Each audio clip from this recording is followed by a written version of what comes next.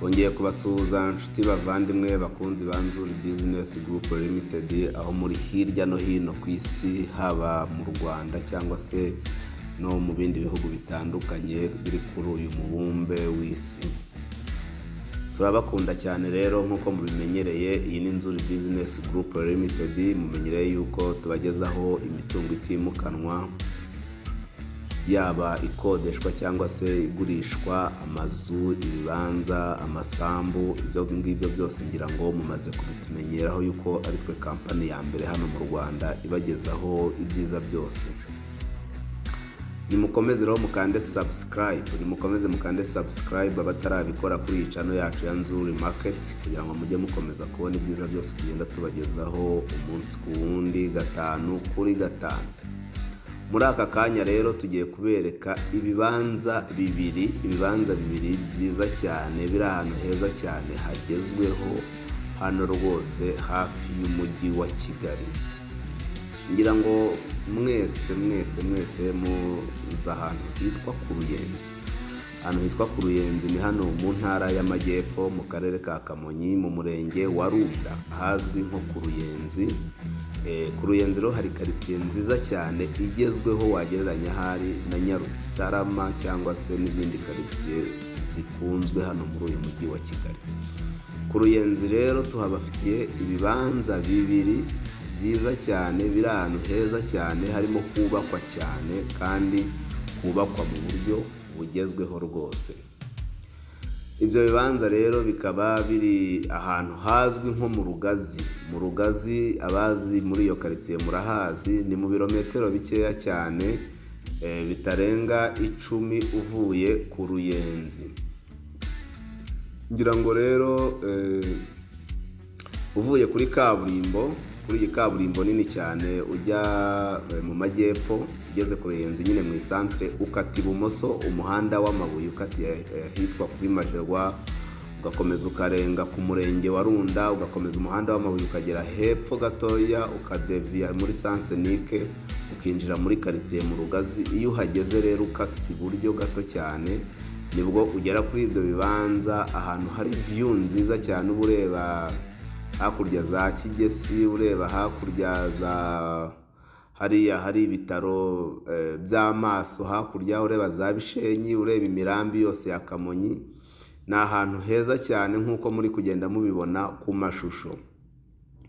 Ikibanza cya mbere rero ni ikibanza gitoya, cyo guturamo, gifite ubuso bwa metero kare 525. Ni ukuvuga ni metero ndumva 25 kuri 21 niba ntibeshye, cyangwa se n'ebyiri. Ni ikibanza rero cyiza cyo guturamo, gikora ku mihanda ibiri, umwe mu rubavu undi haruguru. Ni ukuvuga ngo ni ikibanza cyiza cyane. Murabona yuko ku mashusho ari karitsiye nziza iri kubakwamo ama etaje yo guturamo meza agezweho. Bisobanuye ngo utuye ahangaha rwose uba utuye neza cyane, ufite abaturanyi beza. Ni ahantu heza cyane ho kurerera. Iki kibanza rero tutabatindiye, kandi iyi karitsiye mbibutse yuko hagenewe kubakwa inzu zisanzwe cyangwa se kadastre, ibyo twita R1. Rero murabizi, ushobora kubaka kadastre cyangwa se ukanagereka rimwe. Ruvuga ngo rero niyo mpamvu mubona hari abahafite kadastre, hari n'abahafite etage, biterwa n'icyo ukunda cyangwa se n'ubushobozi.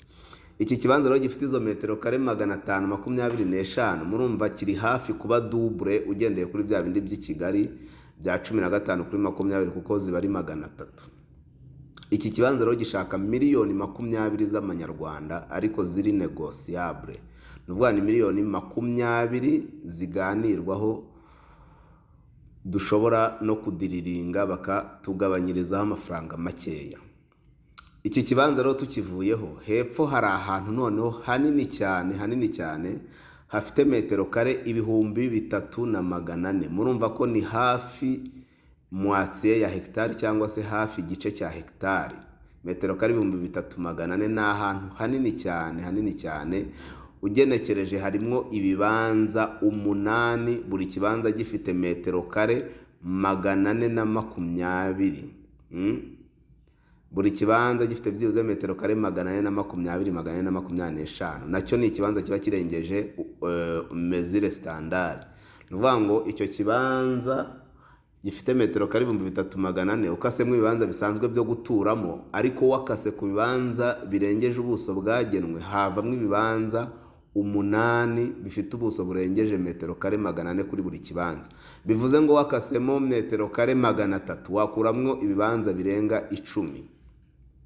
Ahantu rero nkuko mubibona ni ahantu heza hari mu guturwa. Iki kibanza bitewe nuko ari kinini si ngombwa ngo ube waturamo, si ngombwa ngo ube wakatamo ibibanza byo gutura, ahubwo ushobora no gushyiramo business. Ushobora gushyiramo business, ushobora gushyiramo guest house, ugashyiramo ahantu ho gukorera amakwe, ugashyiramo imyidagaduro y'abana cyane ko ari ahantu hatuwe n'abantu b'abasirimu, ugashyiramo bare, ugashyiramo hoteli, ushobora gushyiramo ivuriro.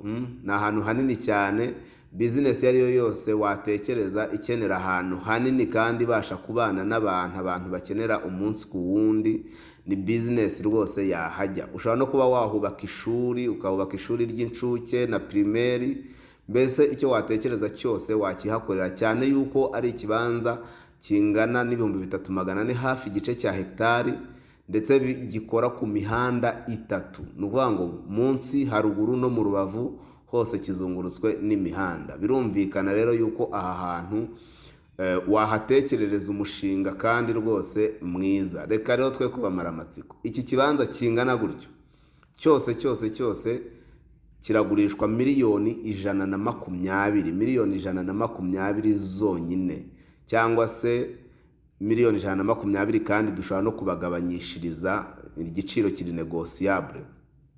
Ubaye rero wakunze kimwe muri ibi bibanza tubabwiye cyangwa se wabikunze byose, waduhamagara kuri za nimero zacu 0788486797, cyangwa se kuri 0782 Si ibyo gusa kandi wadusanga aho dukorera hano ku Muhima kuri Yamaha, ugeze muri Feruje neza, inzu ya etaje ya kabiri usa n'ujya Nyabugogo y'amatafari ahiye yanditseho Shema House. Dukorera muri etaje yayo ya nyuma, umuryango wa mbere ureba ku Gisozi. Wadusura no ku zindi mbuga zacu, Facebook page, Twitter, Instagram, hose twitwa Nzuri Market. Dufite na website ya www.nzuri.rw. Nitwe rero twenyine tubasha kubamanagingira imitungo yanyu aho muri hirya no hino ku isi. Imitungo yanyu mwasize hano mu Rwanda ifashwe nabi, abapangayi batabishyura, iyo mwaburiye abakiriya, nitwe twenyine tubasha kwimanaginga, tukabafasha kwibyaza umusaruro mu buryo burambye. Si ibyo gusa, tubakorera amapura y'amazu kandi tukabubakira inzu zigezweho ku giciro cyiza.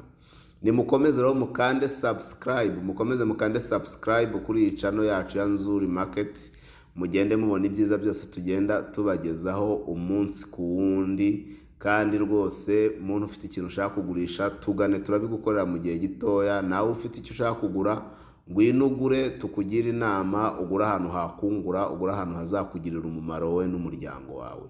Ni karibu cyane wacu muri Nzuri Business Group Limited. Umukiriya ni umwami, tubahaye ikaze.